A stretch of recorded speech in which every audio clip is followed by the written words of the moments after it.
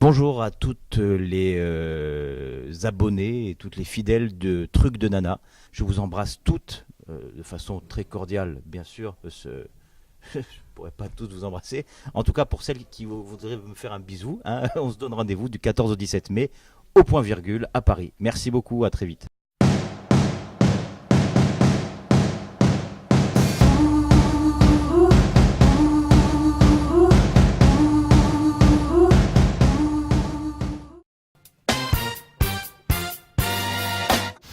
Je suis un humoriste niçois. J'ai été repéré par Mado la niçoise dans son café-théâtre. En fait, elle programme de jeunes artistes. Et puis un jour, je me suis retrouvé là-bas. Et elle n'a pas aimé mon spectacle, mais elle a aimé mon énergie. Donc elle m'a dit il faut revenir un petit peu plus tard. Et je suis revenu 6 mois plus tard avec un spectacle un peu plus abouti, qu'elle a toujours pas aimé, mais elle a bien aimé mon énergie. Du coup, encore, j'étais toujours énergique. En 6 mois, j'avais gardé le truc. Et elle m'a mis sur ses premières parties. Elle m'a fait faire une télé avec elle. Et j'ai pu faire mes armes et apprendre un petit peu à écrire réellement un spectacle. Après, j'ai fait beaucoup les premières parties des Chevaliers du Fiel. J'ai fait le Festival d'Avignon l'été dernier, je le refais cette année, au Capitole à 18h15. Pub.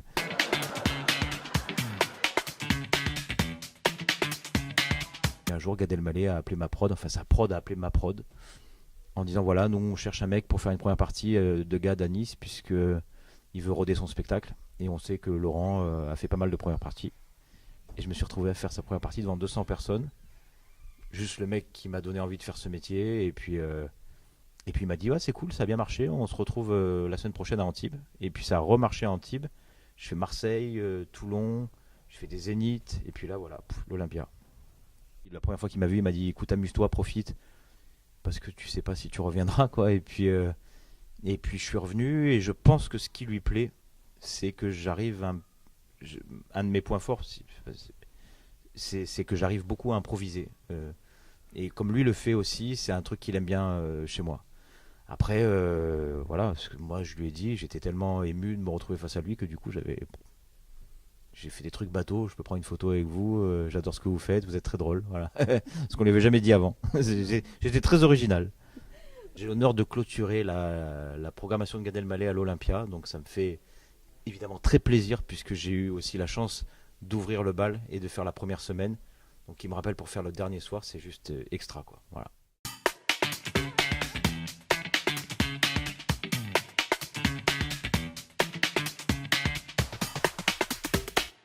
Quand j'ai eu 8 ans, je me suis dit ça y est, c'est les débuts des emmerdes. Ça va aller à 9, 10, 11, puis ça a plus s'arrêter. Et j'ai vraiment réellement eu le cafard à 8 ans.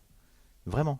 Quand tous les parents bateau emmènent leur gosse au Quick ou chez Flunch, il faut que je dise trois marques, ou chez McDonald's, et pour fêter leur anniversaire, moi j'étais abattu. J'étais abattu, il y avait plein de ballons et tout. Je dis putain, mais c'est pas possible, ça va trop vite.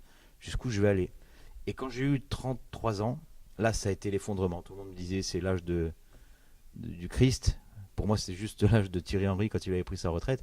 Donc, mais voilà. Donc, moi, c'était vraiment un passage très difficile, la trentaine.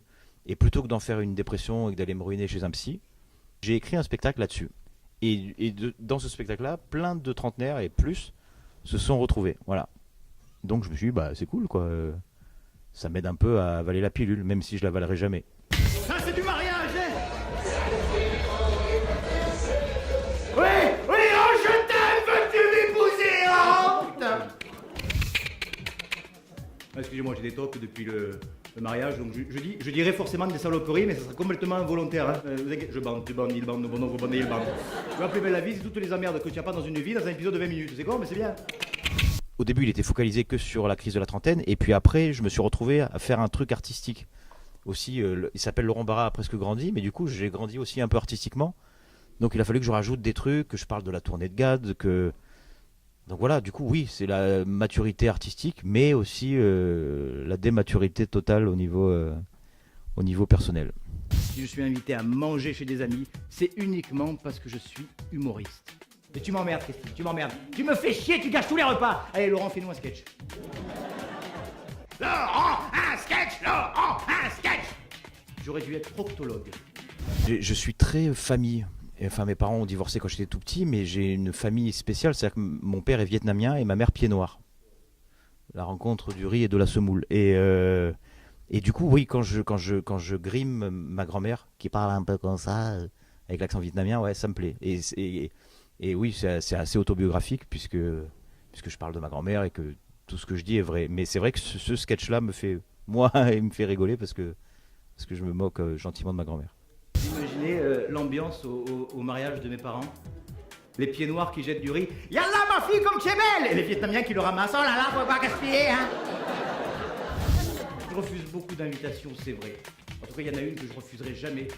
C'est la vôtre, c'est celle du public. Merci beaucoup.